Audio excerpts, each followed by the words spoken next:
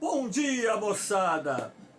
Tudo bem com vocês? Aqui quem vos fala é o professor Eugênio Bastos, canal Geogênio, a serviço dos alunos que gostam de estudar e passar em concursos.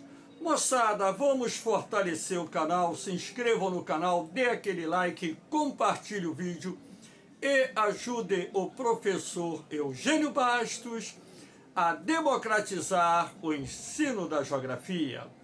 Moçada, hoje eu estou gravando o vídeo de número 350, vídeo este, que é uma aula sobre os impactos do aquecimento global em nosso país. Lembrando que no canal Geogênio já existem vários vídeos abordando temas ambientais, mas até o momento eu ainda não havia gravado um vídeo específico sobre os impactos do aquecimento global no Brasil. Então, o objetivo dessa aula é abordarmos alguns dos mais importantes impactos ambientais decorrentes do aquecimento global. Espero que vocês gostem do nosso encontro e, havendo qualquer dúvida, deixe a sua pergunta na parte dos comentários que eu terei o máximo prazer de respondê-la. Moçada, nós já falamos sobre o aquecimento global. Lembrando que o nosso planeta vem passando por um período interglacial iniciado, de acordo com os cientistas, há cerca de 15 mil anos. Todavia, esse processo de elevação da temperatura média global acelerou-se a partir da primeira Revolução Industrial e esse ritmo intensificou-se ainda mais a partir do final do século XX e agora nas primeiras décadas do século XXI. Lembrando que o aquecimento global é um tema polêmico que divide parte da comunidade científica internacional. A maioria dos cientistas são defensores da tese do aquecimento global, porém, existe um grupo de cientistas que é minoritário, que defende a tese de que o aquecimento global de origem antrópica não existe. O que está acontecendo no planeta seria um ciclo natural. Eu recomendo vocês assistirem minha aula de aquecimento global, que se encontra lá na Geografia Geral, uma das primeiras aulas do playlist. Então, ali vocês poderão ter uma noção mais aprofundada do tema no que diz respeito ao aquecimento global, quando então eu abordo as causas e as consequências desse problema.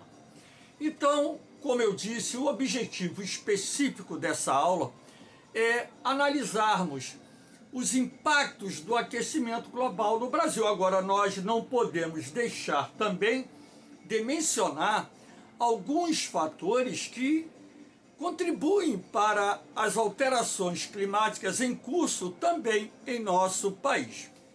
Então, eu começo essa aula mostrando aqui esse mapa de parte da América do Sul, que é um mapa bem escuro.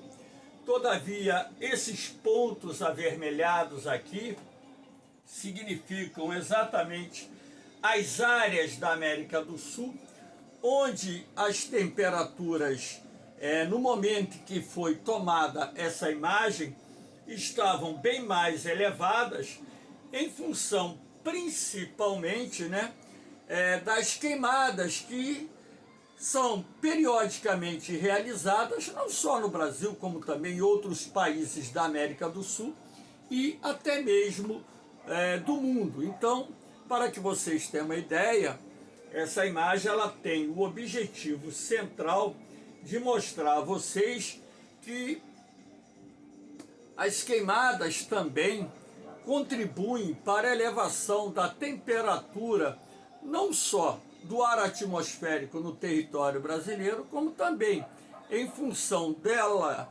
promover ou delas promoverem a destruição dos biomas, dos ecossistemas. Isso acaba desencadeando um movimento de elevação da temperatura, que nós iremos abordar na questão mais ampla, que envolve o desmatamento da floresta amazônica, que é a maior floresta tropical do planeta. Aqui, portanto, eu tenho um gráfico já com a projeção de 2022, cuja ideia é mostrar a vocês o seguinte, que o desmatamento no Brasil ele veio caindo nesse período aqui registrado, de 2006, ele veio decrescendo até 2014. Então, 2015 teve um ligeiro aumento, 2016, 2017 caiu, e a partir daí o ritmo de desmatamento voltou a crescer, e esse ano, caso esses dados se confirmem, nós teremos a maior taxa de desmatamento registrada no Brasil desde 2006.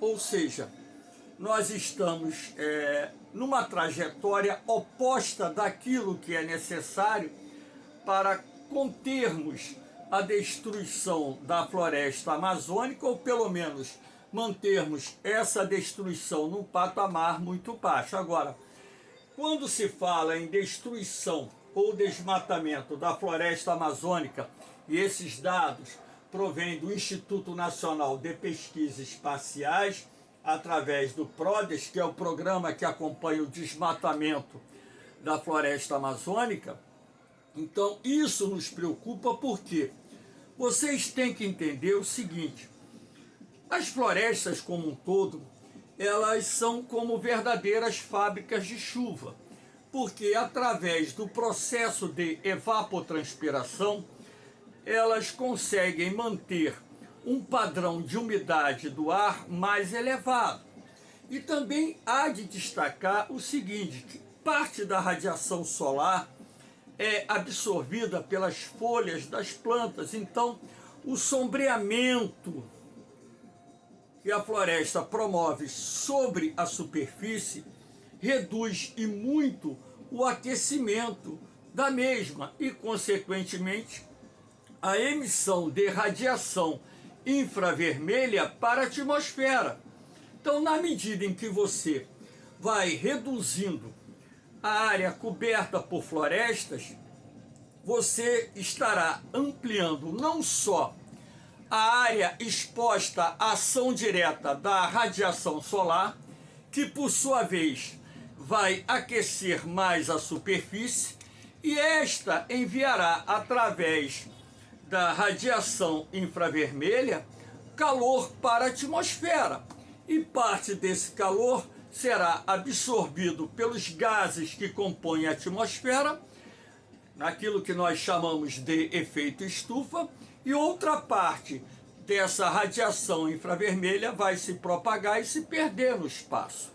Então, cientistas brasileiros fizeram um estudo na década de 1990 sobre o impacto do desmatamento na temperatura e na umidade do ar. Em determinadas áreas desmatadas da Amazônia, a temperatura do ar atmosférico chegou a subir, em média, 7 graus, e a umidade relativa do ar caiu, em média, 30%. Então, isso nos remete a termos uma conclusão muito clara. Na medida em que o desmatamento avança na Amazônia, você terá uma elevação gradual da temperatura média na região, com impacto não só em outras regiões do país, assim como em outras partes do mundo. E também, a partir do momento em que a floresta é destruída, você estará interferindo no processo de evapotranspiração, que resultará na redução da umidade do ar. E nós sabemos que boa parte das chuvas que caem no Brasil, principalmente a partir da primavera até mais ou menos meados do outono, são chuvas procedentes da Amazônia, deslocadas não só pelos rios aéreos ou rios voadores, assim como pela massa equatorial continental, que é uma massa de ar quente e úmida, que possui o seu centro de origem no noroeste do Amazonas ou na chamada Amazônia Ocidental. Então, na medida em que esse desmatamento vai aumentando, o que isso vai proporcionar? Alterações não só nos padrões de temperatura, assim como alterações nos padrões de umidade do ar, impactando não só no quantitativo de chuvas, assim como na distribuição das mesmas, não só no território brasileiro, como também em outras partes da América do Sul e até mesmo em outras partes do mundo. Porque o que acontece na Amazônia não fica restrito à Amazônia. As consequências vão muito além dos limites territoriais do nosso país e até mesmo do continente sul-americano. Então, dando sequência, aqui eu montei esse esquema aqui para mostrar a vocês o mecanismo de formação dos chamados rios aéreos, rios voadores. Eu tenho uma aula específica também sobre isso.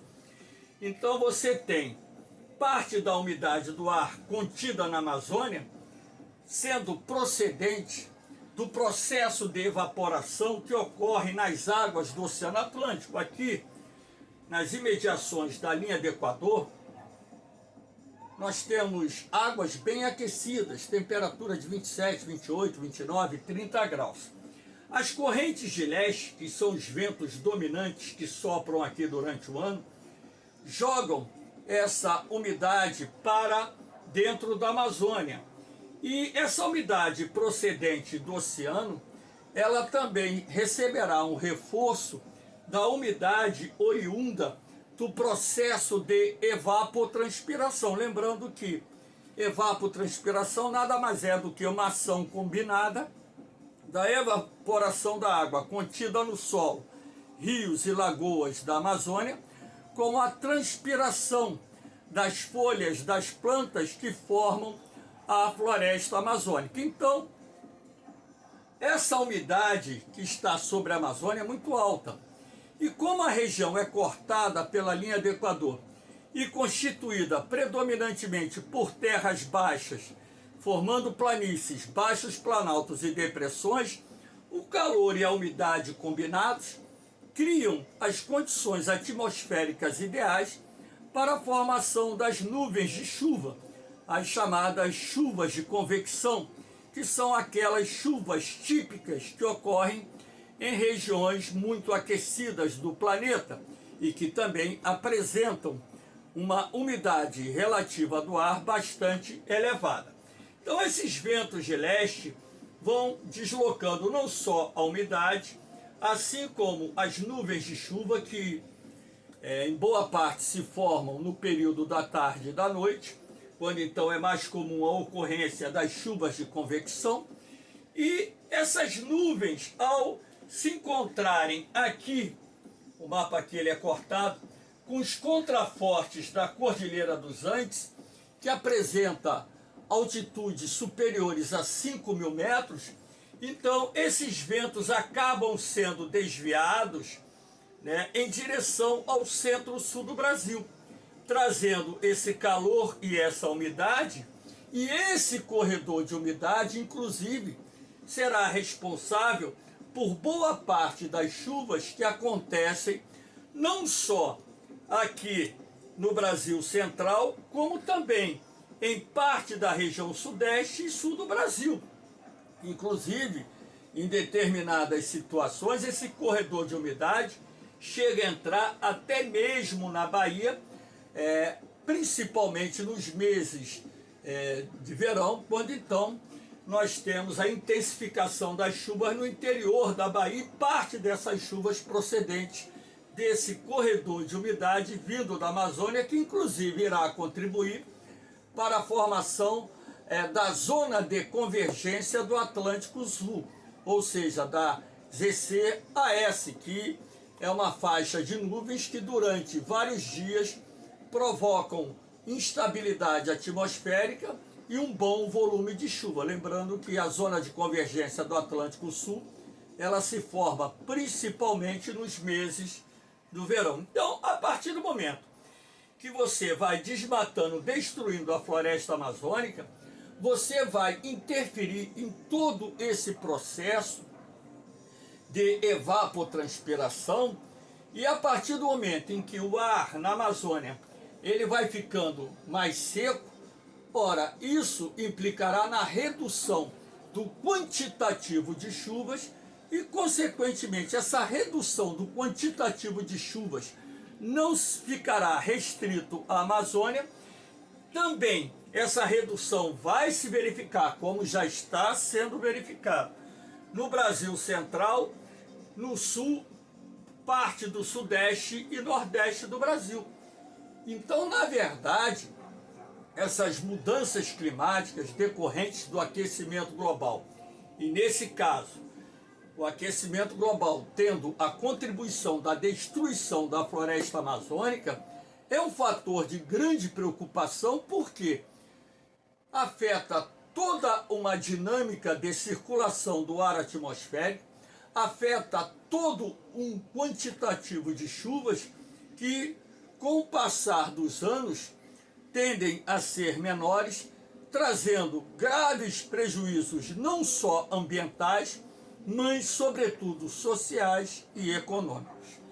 Então, essa imagem de satélite foi colhida no dia 13 de outubro, hoje essa aula está sendo gravada no dia 16 de outubro, e aqui nós podemos ver esse mecanismo de circulação e o corredor de umidade descendo da Amazônia em direção ao centro-sul, inclusive sendo esse corredor de umidade responsável pelas chuvas que, nesses últimos dias, caíram em parte da região sul, sudeste e centro-oeste do Brasil. Bom, aqui nós temos também um outro fator referente às mudanças climáticas em curso, que é o avanço da desertificação. A gente sabe que o processo de desertificação, ele possui várias causas, como, por exemplo, a destruição da vegetação nativa, o manejo inadequado do solo para as práticas agropecuárias, também a mudança na direção dos ventos, a questão da mudança dos centros de alta e baixa pressão atmosférica, ou seja, os centros de origem desses centros de alta e baixa pressão atmosférica. Nós temos também a mudança na dinâmica das massas de ar. A gente sabe que mudanças climáticas são cíclicas, que processos de desertificação ocorrem no planeta muito antes do homem surgir.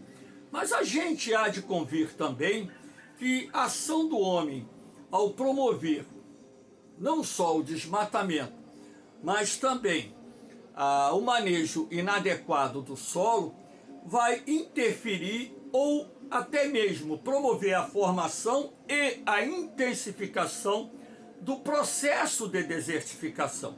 Então, na verdade, esses núcleos de desertificação que se concentram aqui, sobretudo no sertão e no agreste do Nordeste, esses núcleos são oriundos não só das mudanças climáticas em curso, que resultam principalmente da destruição da vegetação nativa local, como também da mudança do regime de chuvas que vem se processando na região. Então, o clima, na verdade, em várias áreas do interior do Nordeste, ele tem ficado mais seco, o que também contribui para a aceleração desse processo de desertificação. E na medida em que o desmatamento ele avança lá na Amazônia, a tendência é que os núcleos de desertificação se expandam, como já vem ocorrendo aqui para o estado de Tocantins, na região norte. E ainda, é bem provável que daqui a algumas décadas, esses núcleos de desertificação já estejam presentes também na região centro-oeste. Inclusive, existem cientistas que dizem que as mudanças climáticas em curso no planeta, decorrentes do aquecimento global, irão transformar parte da região centro-oeste numa área semiárida, como é hoje o sertão nordestino. Ora, se nós levarmos em consideração que a região centro-oeste é o celeiro agrícola do país, ou seja, a principal região brasileira produtora de grãos, ora, esse processo de desertificação irá culminar com enormes prejuízos para o agronegócio brasileiro. Então, aí nós estamos estabelecendo uma relação de causa e efeito, e não é diferente disso, porque toda ação mal planejada do homem de interferência na natureza traz consigo as suas consequências, e nesse caso aqui, as consequências que estou me referindo são aquelas vinculadas às mudanças climáticas decorrentes do aquecimento global e os impactos que essas mudanças trazem não só para o meio ambiente, como também para a economia e para a sociedade. Aqui nós temos essa imagem, né, até com o barco aqui, encalhado, né, porque o nível da água diminuiu do reservatório do lago, então o barco ficou lá encalhado. Então aqui o núcleo de desertificação que vem ocorrendo não só aqui no Brasil, como também vários núcleos de desertificação vêm ocorrendo no mundo. A cada ano são perdidos milhões de hectares de terras agricultáveis, não só pelo processo de desertificação, como também pelo processo de degradação do solo decorrente do manejo inadequado da terra para a produção agropecuária. Aqui nós temos essa imagem de uma lavoura perdida pela seca, né? Então, essa lavoura de soja que se perdeu em função da seca que atingiu a região e quebrou a produção agrícola nessa área. Então, essa imagem ela vai retratar aquilo que os cientistas estão prevendo que aconteça no Brasil Central, aquilo que aconteça no Brasil Central, que são graves prejuízos para o agronegócio. Por quê? Nós teremos, né, daqui para frente, isso já vem ocorrendo e a tendência é que o processo se intensifique cada vez mais. Então, quando eu falo nós teremos daqui para frente, problemas cada vez mais crônicos no setor do agronegócio no Brasil Central. Decorrente de quê? Das mudanças climáticas em curso que, por sua vez, estão atreladas ao aquecimento global. Então, chuvas iniciando mais tarde, retarda o quê? O início do plantio da soja, do milho, que, por exemplo, são os dois principais grãos cultivados no Brasil Central.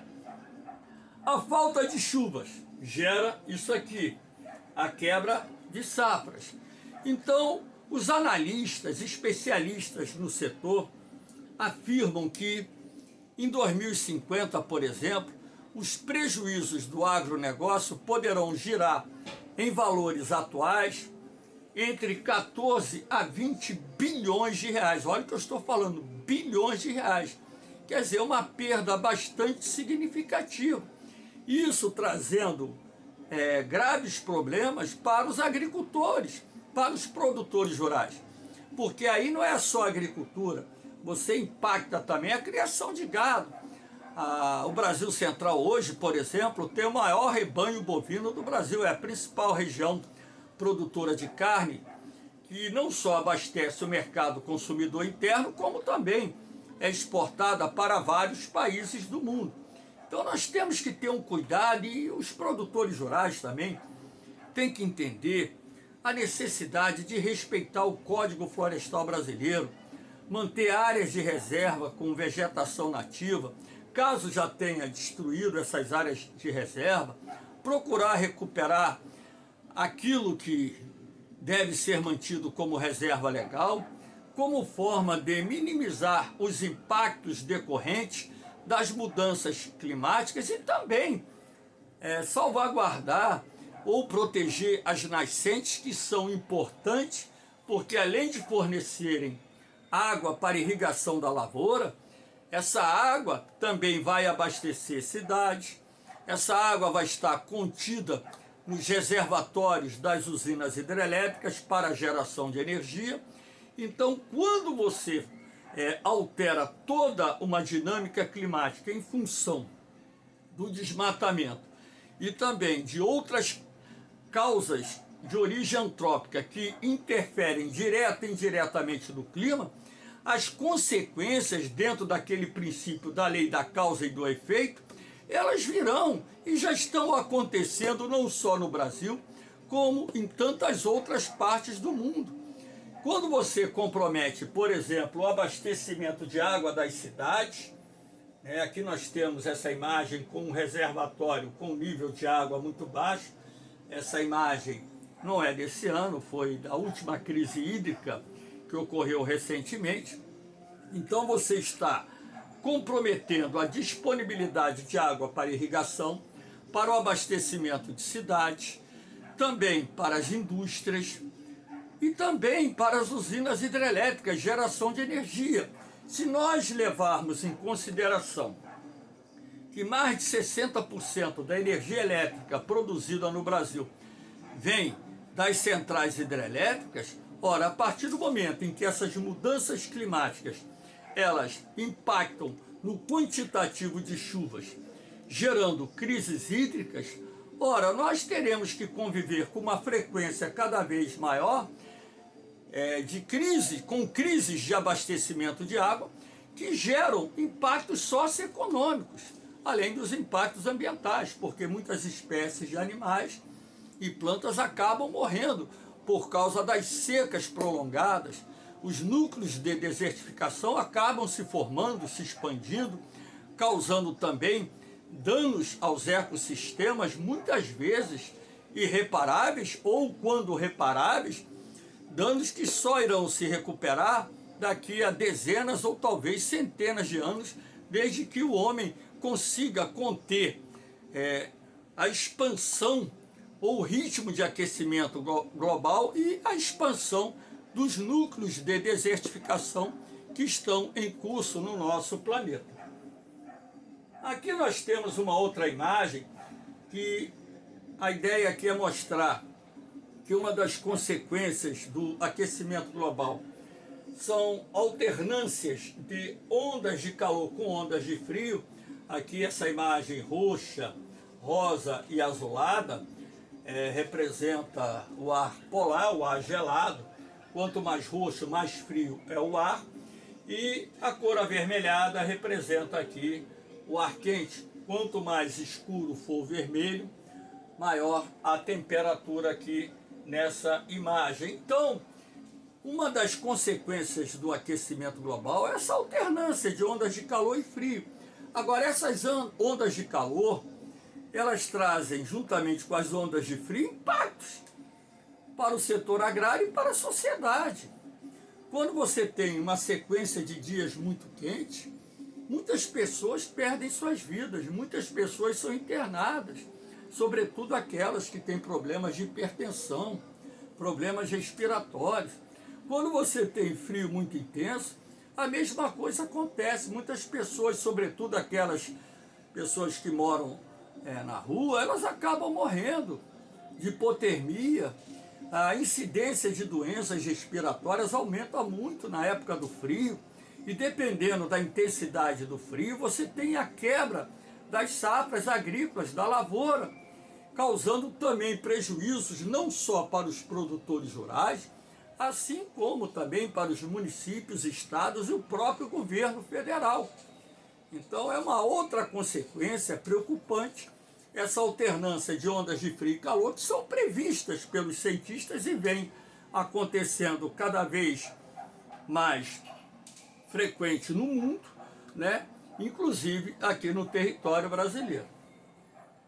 Aí nós temos como uma outra consequência a elevação do nível do mar.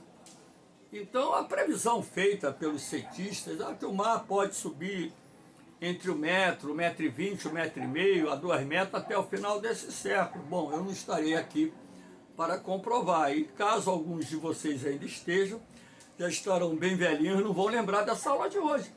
Mas aqui é uma projeção da cidade de Salvador, aqui ó, o elevador Lacerda aqui, né?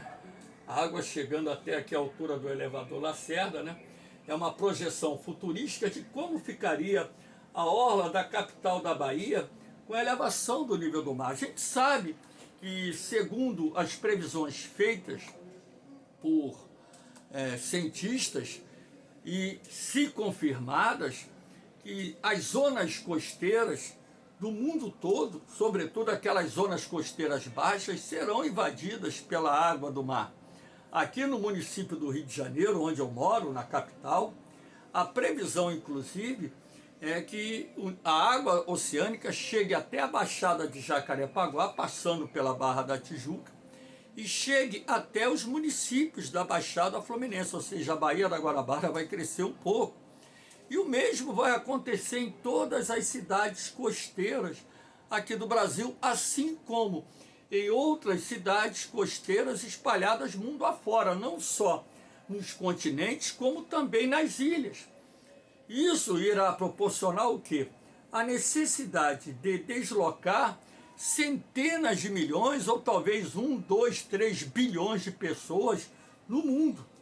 Então, a previsão é que, até o final desse século, a quantidade de refugiados ambientais, não só aqueles derivados, né, do aumento do nível do mar, que terão que se deslocar para as zonas mais afastadas da costa, assim como os refugiados ambientais decorrentes das mudanças climáticas que geram desertificação, ora, isso será um problema crônico que a humanidade terá que resolver no futuro. Agora, é preciso também que nossas autoridades tenham a consciência de tentarmos cumprir aquilo que os cientistas recomendam no que diz respeito à necessidade de conter o ritmo do aquecimento global, ou se não conter, pelo menos reduzir a velocidade desse ritmo de elevação da temperatura, de forma a nós podermos enfrentarmos as consequências que direta e indiretamente estão relacionadas ao aquecimento global e às mudanças climáticas em curso, não só no Brasil, como em todo o mundo. Então, moçada, eu espero que vocês tenham gostado desse encontro. Dê aquele like, dê aquela força, ajude o professor Eugênio Bastos a democratizar o ensino da geografia. Lembrando que o meu canal, ele não é monetizado, tá? É um canal que não tem essa questão financeira por detrás. É um canal cujo objetivo dele é ajudar os alunos a se prepararem para os concursos, dando a condição mínima para que vocês tenham uma base necessária para melhorar o desempenho. Além, claro, dessas aulas que são postadas no YouTube, eu tenho esses grupos aqui lá do Facebook, onde eu disponibilizo meus materiais, os PDFs, para que vocês possam também ter a base da leitura e também exercícios que, na verdade, são questões que caíram em concursos militares e vestibulares para o treinamento, fixação do conteúdo. Então, a única coisa que eu peço em troca a vocês é que ajudem a compartilhar, a divulgar esse canal, porque tudo é feito dentro de um aspecto amadorista, né? Essas aulas não são editadas, elas são gravadas no meu aparelho celular, dentro de uma forma bem simples. Eu preparo a aula no PowerPoint, acordo muito cedo no período do ano letivo eu preparo essas aulas sábado, domingo e feriados, gravo no mesmo dia. Enfim, tudo para ajudar vocês a conseguirem melhorar o desempenho. Então, moçada, fiquem com Deus, um beijão no coração de vocês, um forte abraço. Eu vou, mas eu volto, hein? Fui!